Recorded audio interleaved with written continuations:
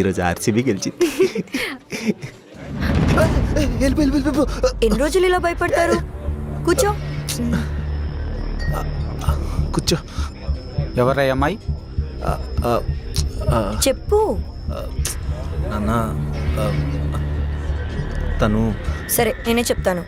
మామయ్య, కిరణ్కి ఆ అమ్మాయి అంటే చాలా ఇష్టం. ఆ అమ్మాయికి కూడా కిరణ్ అంటే ఇష్టం. వాళ్ళిద్దరు 3 years నుంచి లవ్ చేసుకుంటున్నారు.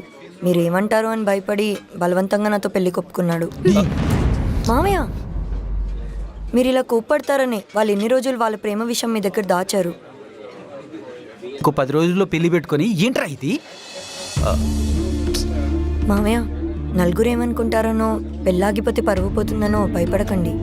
వాళ్ళిద్దరు విడిపోతే ఏమైపోతారో అని ఆలోచించండి. వాళ్ళని అర్థం చేసుకోండి. నిన్ననే చెప్పమ్మా. అయినా ఆల్రెడీ ఒక అమ్మాయిని పెట్టుకొని ఏ మొహం పెట్టుకొని పెళ్లి చూపులకు వెళ్ళావురా?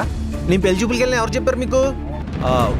అంటే నా ప్లేస్లో వేరే ఏదైనా పంపించావు అంతే కదా?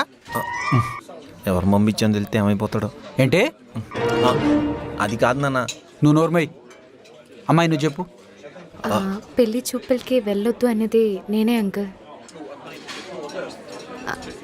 అంకుల్, నాకు కిరణ్ అంటే చాలా ఇష్టం. ఎంత ఇష్టం అంటే మీకు మీ అబ్బాయి అంటే ఎంత ఇష్టమో అంత ఇష్టం. మా అబ్బాయిపై అంత ఇష్టం ఎప్పుడు చూసిందని అనుకుంటున్నారా? మీరు రోజు కాల్ చేసి తిట్టే తిట్టలు చూసుకుంటే మీ అబ్బాయి పైన ఉన్న ప్రేమ కనిపిస్తుంది.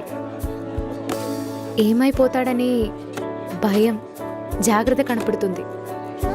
మిమ్మల్ని ఇన్స్పిరేషన్గా తీసుకొని నా ప్రేమని కూడా అప్పుడప్పుడు తిట్లలో చూపిస్తాను. మీరంటే కూడా కిరణ్కి చాలా ఇష్టం. నేను బయటికి వెళ్తామంటే మా నాన్నకి తెలిసి చంపేస్తా అంటాడు.